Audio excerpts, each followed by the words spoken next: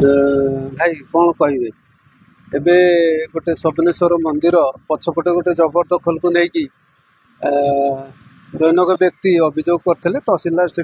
बुली बालिक आमती देखुच नियाली जो जबरदखल घटना कौन केमती देखु निश्चित भाव में गणमाध्यम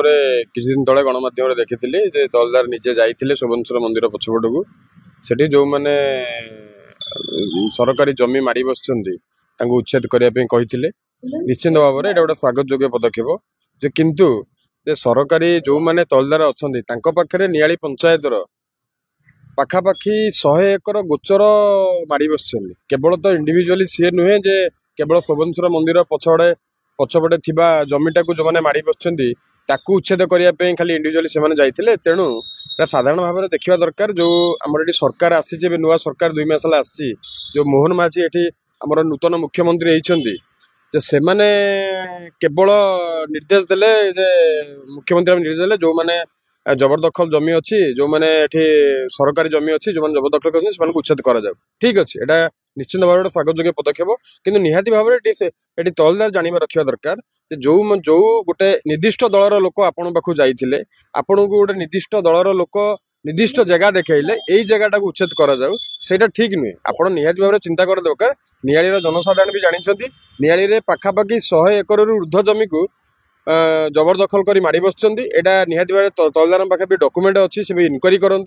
तेणु मु निहाती भाव तहसिलदार को कहबी गोटे इनक्वारी टीम करूँ गोटे टीम रे आरआई की रखु से देखु नियाली पंचायत नियाली पंचायत कौ कौ जबरदखल जमी गुड़ाक अच्छी निहाती भाव से दरकार अच्छी लोकंर से निहाती भाव में समस्त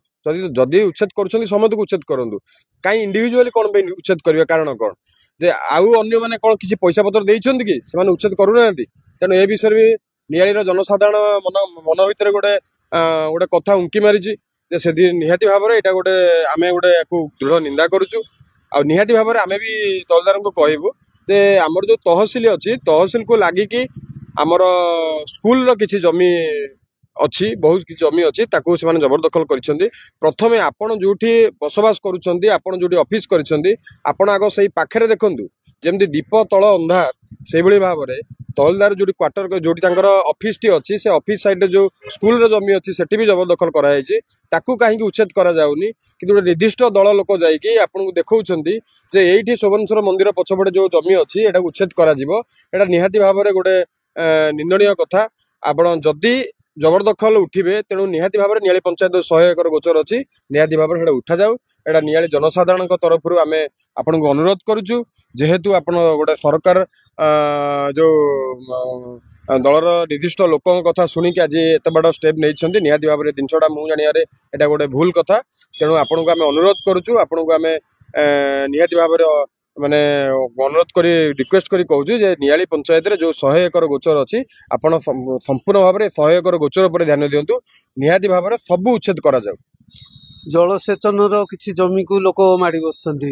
आउ रहा स्कूल जमी को माड़ी बसुँच आपणकर आरएनबी भी जगह ए चिन्ह मराई सब खाली कौन आरएनबी जगह जबरदखल ना आउ कौन सब नहीं सबू विभाग जमी ये नियाली पाखापाखि 100 एकर गोचर को माड़ी बसुँच सबू विभाग को माड़ी बसुँच किंतु ये तहसिलदार चिंता कर दरकार थिला सार चिंता कर दरकार थिला जे गोटे निर्दिष्ट दलर लोक आसिक मत गोटे निर्दिष्ट दल कथा कहले जे निर्दिष्ट जगह कथा कहले ये जगह उच्छेद करा जाऊ जे अन्य जो जगह अच्छा से जगह कौन किसी पैसा पत्र देइछन्ति कि ए जिनसा लोक मन में गोटे जिनस सृष्टि होती तेणु निहाती भाव में मुझे अनुरोध करने चाहिए जिते जमी सरकारी जमी अच्छी निश्चित भाव में सबू जमी को उच्छेद करा जाऊ बोली मु नियाली जनसाधारण तरफ आपन को अनुरोध करुछि।